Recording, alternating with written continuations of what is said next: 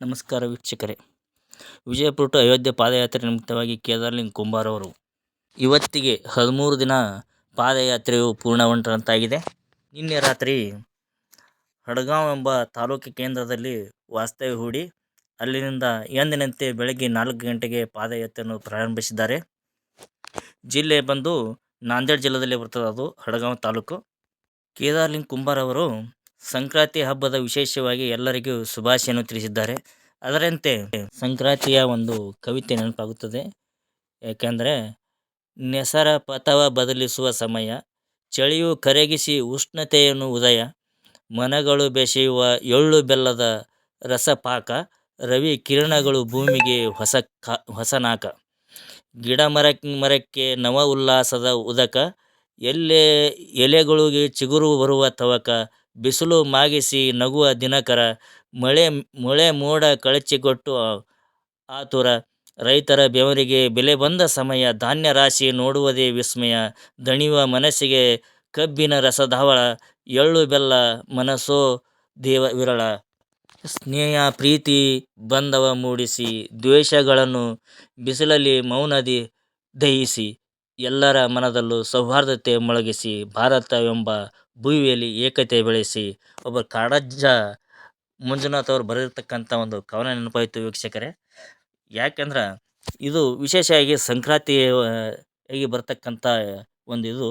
ಯಾಕಂದ್ರೆ ಹಸಿರುಗಳನ್ನು ಈ ಹಣ್ಣು ಎಲೆಯನ್ನು ಉದುರಿ ಹಸಿರು ಎಲೆ ಚಿಗುರುತ್ತದೆ, ಇನ್ನು ಪ್ರಾರಂಭ ಆಗ್ತದೆ. ಮಾವಿನ ಎಲೆ ಕೂಡ ಇನ್ನು ಹಣ್ಣುಗಳನ್ನು ಬಿಡ್ಲಕ್ಕ, ಹೂವನ್ನು ಬಿಡೋಕೆ ಪ್ರಾರಂಭ ಆಗ್ತದೆ. ಹಾಗೆ ಸಂಕ್ರಾಂತಿಯ ಒಂದು ವಿಶೇಷ.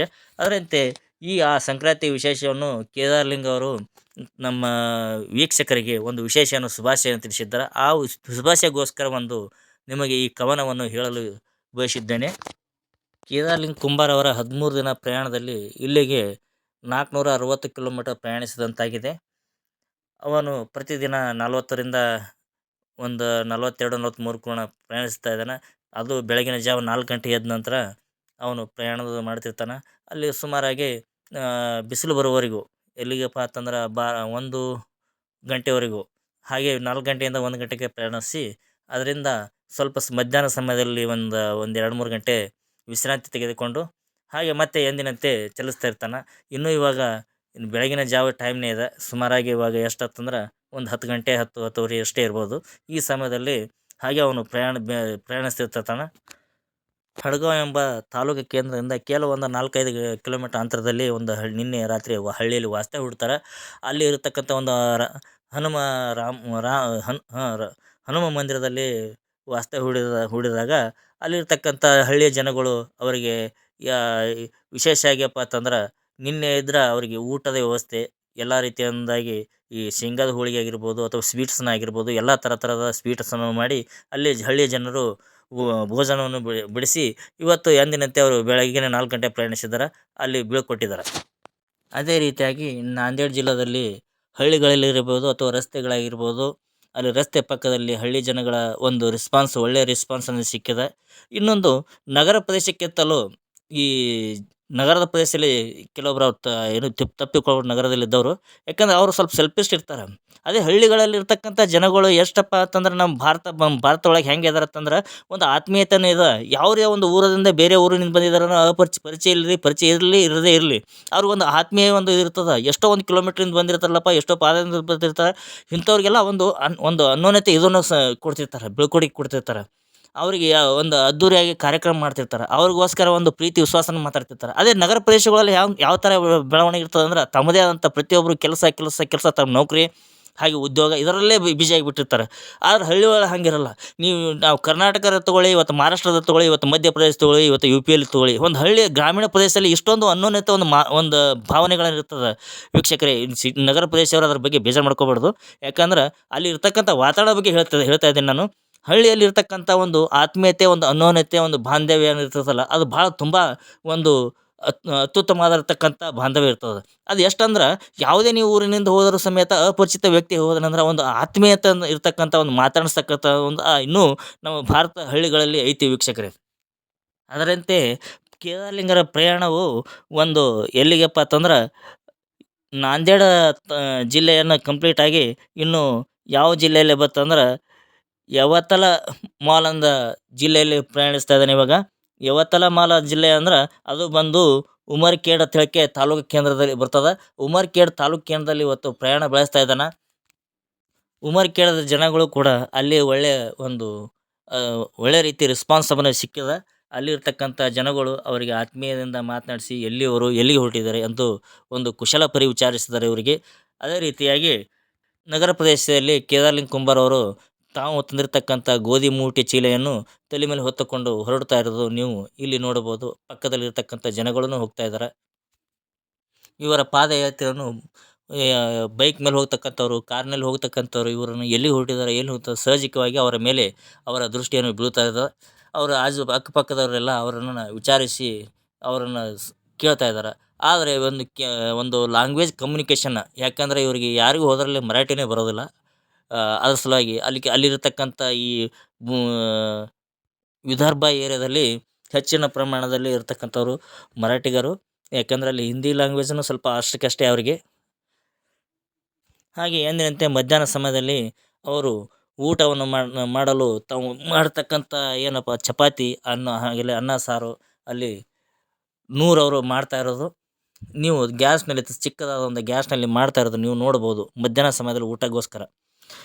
ವೀಕ್ಷಕರೇ, ಇವರು ಒಂದು ತಿಮ್ಮತ್ತಳ ಗ್ರಾಮ ಇದೆ. ಆ ಗ್ರಾಮದಲ್ಲಿ ಒಂದು ರಾಮನ ಒಂದು ರಾಮನ ಮಂದಿರದಲ್ಲಿ ಒಂದು ಸ್ವಂತದ ಅಡುಗೆ ಮಾಡಿಕೊಂಡು ಇವತ್ತು ಊಟ ಮಾಡ್ಕೊಳ್ಳೋಕೆ ತಯಾರಿ ಮಾಡಿ ಕೂತಿದ್ದಾರೆ ನೋಡಿ.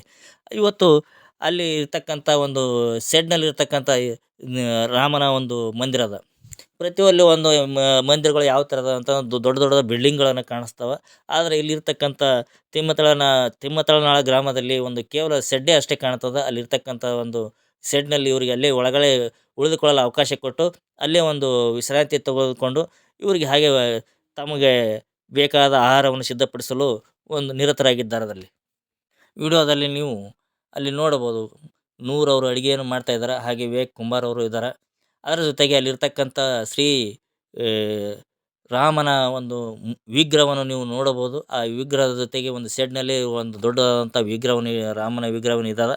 ಆ ವಿಗ್ರಹದ ಪಕ್ಕದಲ್ಲಿ ಇರ್ತಕ್ಕಂಥ ಹಲವಾರುಗಳ ಸಣ್ಣ ಸಣ್ಣ ಚಿಕ್ಕ ಪುಟ್ಟ ಫೋಟೋಗಳು ಇದ್ದಾವೆ. ಅದರ ಜೊತೆಗೆ ಒಳಗಡೆ ಒಂದು CC ಕ್ಯಾಮ್ರಾವನ್ನು ಅಳವಡಿಸಿದ್ದಾರೆ. ಇದು ಒಂದು ಉತ್ತಮ ಒಂದು ವ್ಯವಸ್ಥೆ. ರಾಮನು ಒಂದು ಸೆಡ್ನಲ್ಲಿದ್ದರೂ ಕೂಡ ಒಂದು CC ಕ್ಯಾಮ್ರಾವನ್ನು ಇಟ್ಟಿದ್ದಾರಪ್ಪ ಅಂತಂದ್ರೆ ಒಂದು ಒಳ್ಳೆಯ ಬೆಳವಣಿಗೆ. ಯಾಕಂದರೆ ಯಾವುದೇ ರೀತಿಯನ್ನು ಏನು ತೊಂದರೆ, ಯಾವುದೇ ಅಹಿತ ಘಟನೆಗಳು ಏನೂ ಆಗದೇ ಇರೋ ಹಾಗೆ ಅಂತ ಒಂದು CC ಕ್ಯಾಮ್ರಾ ಕೂಡ ಅಳವಡಿಸಿದ್ದಾರಲ್ಲಿ.